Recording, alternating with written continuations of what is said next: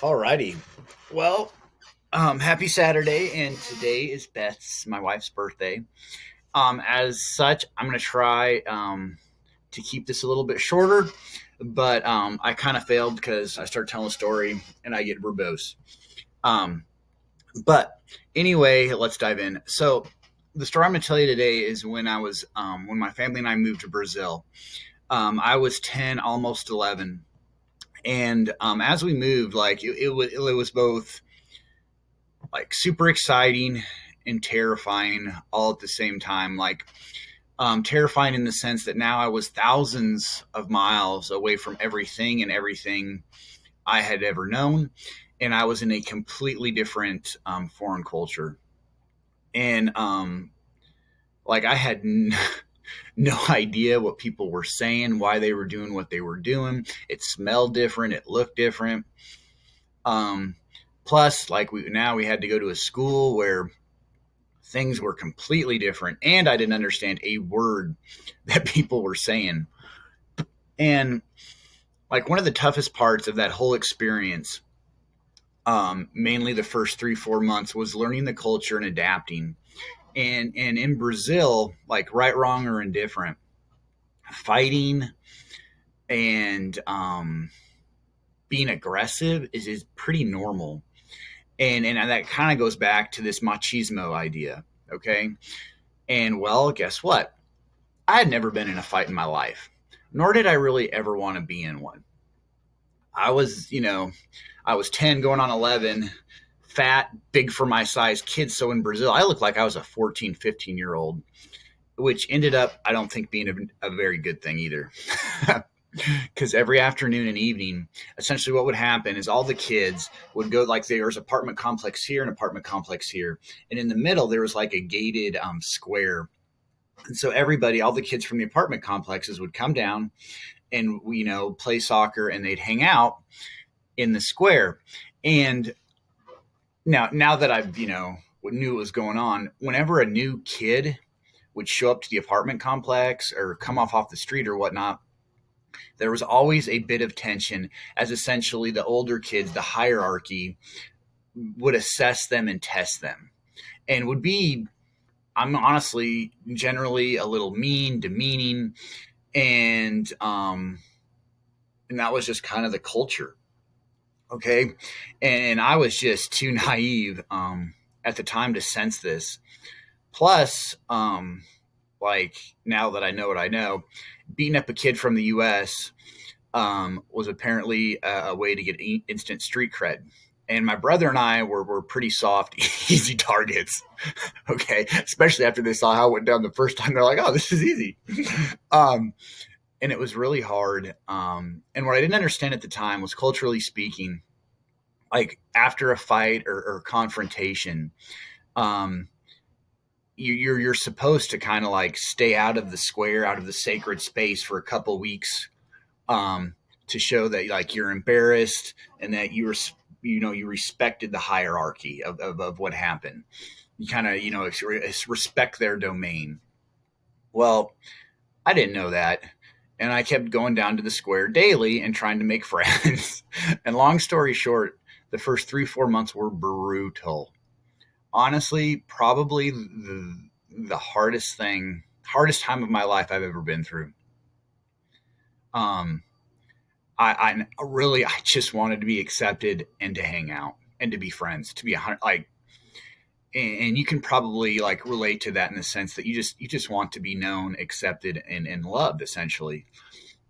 And I didn't understand why they were so mean to me, or really why I had to suffer this way. I didn't understand why we moved, and I cried myself to sleep many, many, many nights. Okay, because and I had always been taught, who is going to harm you if you're eager to do good, and that comes from 1 Peter 3:13. Well, apparently a lot of people on the surface level. Okay, but in context, if you read this entire passage in First Peter, the entire book, this verse doesn't mean we're not going to suffer or face adversity. Okay, because the truth is, the world is broken and fallen since the fall back in the Garden of Eden, when Adam and Eve you know, disobeyed God and chose to take the fruit and eat it, the world unfortunately broke.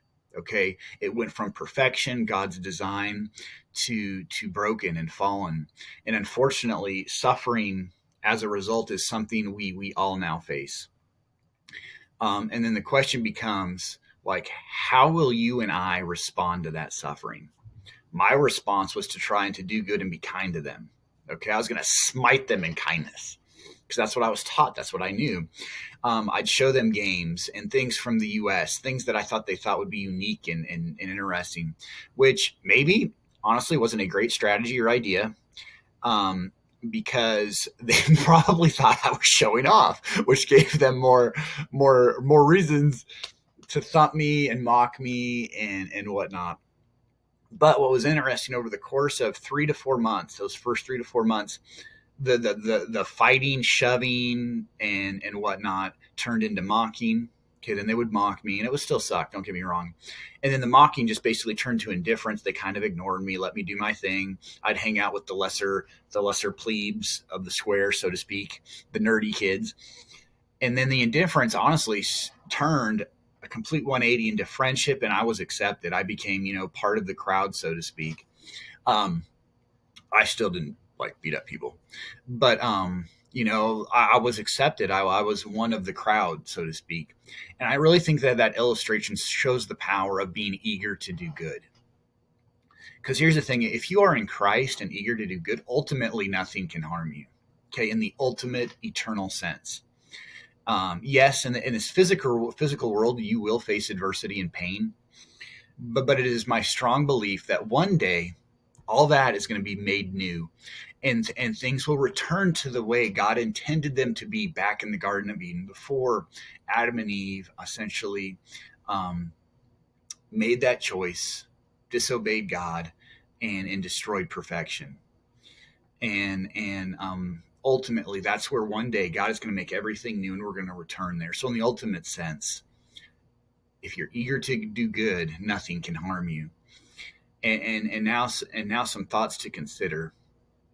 How can you eagerly do good when it comes to sticking to your health, fitness, and/or nutrition plan? Can you ask God to help you see yourself correctly? Okay, that you are marvelously and wonderfully made. Okay, can you remember the victories that you have already had while on this journey? Oftentimes we forget about those, and we just dwell on our failings and our missteps and the difficult things. Can you support someone else who is going through a similar health, weight loss, or fitness journey? That's huge. Something that you've already maybe been somewhat successful and you're making the right steps, or maybe you guys are in the same place, but can you support them and encourage them?